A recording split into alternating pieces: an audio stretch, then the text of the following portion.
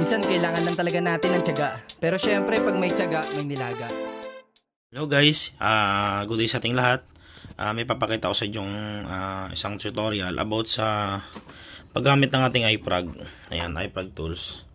So syempre, sa pagsaliksik ko dito sa iPrag Plus, so syempre meron na siyang K-programming ng mga Yamaha. Next ko na gagawin ay yung K-programming naman ng para sa Honda. So ito may papakita ko sa inyong ECU, tsaka receiver, tsaka remote na ito naka-pair na. Ito example. Ayan o. Ayan. So gumagana yung remote to receiver. Natatanggap ni remote yung receiver. Ngayon, on ko. Ayan. So nakita nyo umilaw yung fuel pump. Ibig sabihin, nakamatch yung receiver doon sa ECU. Ngayon, ang senaryo, in case na mawala yung ating remote at hindi kabisado yung code ng receiver para mapaandar natin yung motor, so may paraan tayo, iPrag ang gamit, pwede nating i-retrieve yung code ng receiver, then ipoprogram natin sa remote. Ngayon, ano kaya magiging resulta kapag na-retrieve natin yung code ng receiver kung aandar pa kaya yung motor? Okay, so may mga vlog ako nakaraan na pag ni-retrieve ang code, hindi na maandar ang motor. May mga ganong senaryo. Meron naman, pagka-retrieve, okay naman siya, retrieve lang. Meron kasi minsan na pag-retrieve, napapalitan yung kanyang ECMID. So, hindi nagmamatch doon sa ECU. Ngayon, papakita ko sa inyo nung gagawin in case na gano'n na mangyari. Okay? So, pasensya na kayo guys, sa aking boses medyo paos. Pero, sundan nyo na lang maigi yung gagawin ko. Okay? So, nakita nyo naman gumagana yung ECU, tsaka yung remote, tsaka yung receiver. So, punta na tayo ngayon dun sa ating iPrag. In case na hindi natin kabisadong code, gagawin natin ngayon, i-retrieve natin yung code ng receiver. Okay mga sir, so gagawin natin ngayon. So, itong ating receiver, siyempre may pinout yan. Ayan. Ayan. So, papakita ko na lang yung pinout nito. Ilalagay ko dito sa screen. Okay, so ito yung ating kailangan, yung EEPROM adapter, iPrag, tapos meron tayong wire na ganito. Okay, so ang kailangan nating wire dyan, 5 lang. Ayan, so yan lang yun. Then itutusok natin dyan. Ngayon, bubuksan natin na software ay iPrag 55. Yan, open lang natin yan, tapos yes. Okay, so pagbukas natin yan, okay, so mali yung settings ko, papalitan ko na lang yung settings ko. Hindi kasi sa settings ng para dun sa UPrag o para dun sa iPrag, iba yung settings niya na settings na ito. So palitan ko na lang muna ito guys. Okay, so dapat kasi yung complete yung version, ito kasi naka-edit na to na settings na namin to. Okay, install ko muna yung iPrag na yung complete version. Okay guys, so ito na yung full version natin. So makikita natin yung software na yan kapag binuksan natin yung iPrag natin, kapag na-extract natin. So nandiyan yan sa loob, magkakasunod naman yan. Ayan, ang dami niyang mga version. So yung gagamitin natin dyan, yung version 55 lang. Okay, so ito na siya. Run lang natin yan. So makikita nyo naman yan kapag full version. Ganyan yung sistema niya, marami siyang settings. Okay, so gagawin natin dito, ang pupuntahan lang natin dito ay EEPROM. Ito, yan, may EEPROM siya dyan. Okay, so click natin yung plus sa gilid, then puntahan natin yung, ang size kasi ng mga Yamaha na receiver ay 24xx. Ayan yan. So click natin yung plus na yan. Tapos, ito yung mapagpipili natin. Ngayon, pag may lumalabas-labas dito na katulad yan, daming yan. Yan yung guide kung saan tayo maglalagay ng, ito rin yun. Ito yung guide nito guys. Yan, papaintindi ko sa inyo yan kapag pero kung gusto nyo mawala yan, click lang natin tong hint. Tanggalin natin tong check para wala siyang sigabal doon. So, ang pupunta lang natin dito, yung 24C02. Ito, BLR. Ito yun double click mo lang yan. Ayun, so pag double click natin, punta lang tayo dito sa pinakamababang volt. Ayan, sa BCC, lagay natin 2.6 volt. Tapos sa input 000. Tapos ayan na yung settings niya. Okay? So ngayon, ilalagay natin tong pinout natin dito. Okay? So dito, ayan, itong pangalawa sa dulo, ito yung negative.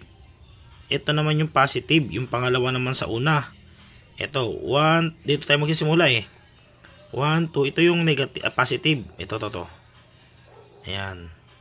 Tapos yung una, hanay, yan yung para sa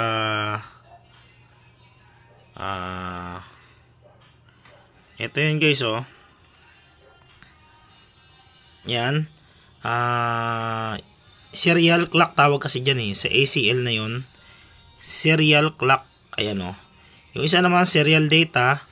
At yung isa naman yung TP. Yun na yung gagamitin natin dyan. Okay? So ngayon ipipin out ko muna ito. Tutusok ko muna ito dito. Then papakita ko sa inyo pag na-read. Okay? Okay guys. So nakapin out na ako. Yan. Nakatusok na siya. Yan. Papakita ko rin sa screen sa inyo kung saan yung mga tusok niyan. Then kiklik natin yung. Ayan yung may green na yan, oh. Yung may green. Yung may arrow na yung pataas. Yan yung read. Okay. So ikiklik ko muna yan. Tingnan natin magiging result. Okay guys. So yun. Hindi ko pala nakabit yung cable. So, click ko na rin yung green na yan, yung right. Okay. Ayun, so lalabas yan. Pag kinlik natin yung green na yun, may arrow na yun, lalabas ito. Makikita yung mga plus na yan, naka-green. Ibig sabihin, nakakonect tayo sa 4 na yan. Okay. So, 5 pala, 5. 5 yung ating pinout. So, makikita nyo, 5 din ang naka-green dyan. Ibig sabihin, kapag mayroong nag-red yan sa parte na yan, ibig sabihin hindi kayo nakakonect. So, dyan makikita nyo. I-repeat nyo lang. Tapos kapag i-read nyo na, ignore and continue. Okay? And guys, so after natin na maklik yun, mabilis lang siya. Ayun siya, oh, lalabas yung ganyang code.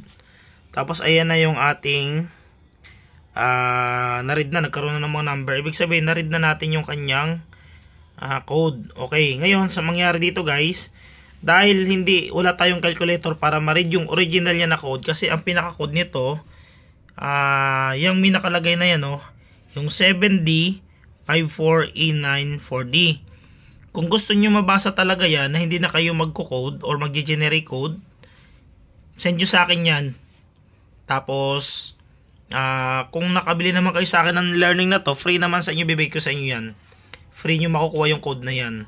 Pero sa ngayon, may paraan tayong gagawin dito. Okay. So, ang gagawin natin dito, gawin ko muna paraan to para nakatusok, para mas ma-explain ko na maigi sa inyo. Okay. So, wait lang. Ilalagay ko siya ng naka-BDM doon. Okay guys. So, yan. Inayos ko na siya. Nilagay ko sa BDM para hindi tayo hirap. So, buksan ulit natin ulitin natin guys para makita nyo paano mag-read. Run as administrator. Tapos, pasok tayo sa EPROM. So, ito na, nakaset na ako dito. Tapos, punta tayo sa BLR24C02. Ayan. Tapos, makikita natin yung guide, guys. Yan, yan yung ground. Yan yung SDA, ACL, WP, tsaka BCC. So, gagawin lang natin dyan. Click natin yung green. Tapos, pag lumabas ito, ignore and continue. Ayun. So, pagka-error kanya, ibig sabihin lost contact. Okay. So, ayusin lang natin yung mga pin na yan. So, dapat kasi magre-read siya. Okay. So, ayusin mo natin yung pin. Okay. Okay guys. So, try ulit tayo. Inayos ko lang yung pinaka-pin. Okay. So, click natin yung ayun, yung green. Tapos, ayan. Tapos, ignore and continue lang tayo. Ayun. Tingnan nyo gano'n lang kabilis mag-read. Ayun. Lumabas na yung pinaka-code niya. So, yung code nito guys, makikita nyo dito. Yan o, 7D54A94D. So, yan sa ngayon. Ngayon, kailangan natin dito ng calculator para, kasi kung i-read natin to guys, kailangan natin ng script. Pero ang paraan na gagawin natin guys, pakita ko sa inyo para next time ganito gagawin nyo. So, buksan nyo lang dito sa may view. Ayan. Wait lang. Ayan, so pupunta tayo dun sa may view. Puntahan natin yung calculator. Then, hanapin natin yung IMO. Ayan o, may IMO. Okay, click nyo yung plus. Tapos puntahan nyo yung bikes. Tapos puntahan nyo yung Yamaha. Yun o, Yamaha sa baba. Tapos click nyo to. Pili lang kayo sa tatlo na yan guys. Tapos double click nyo lang yan. Okay, so click apply. Ayan o. Click nyo yung apply. Okay, so makita nyo yung code.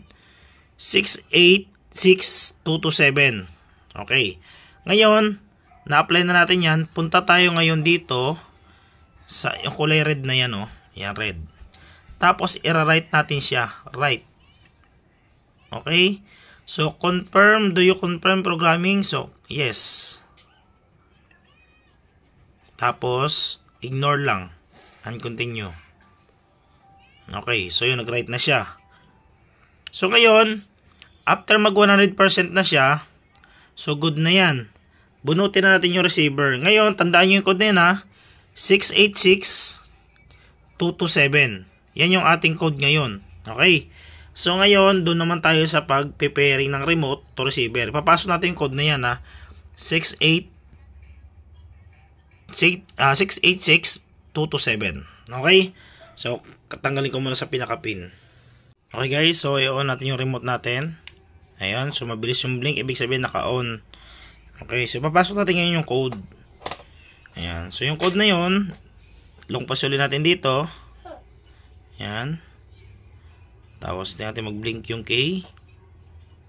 Isa pa. Ayan. Ayan. Hanggang sa mag-steady siya. Isa pa.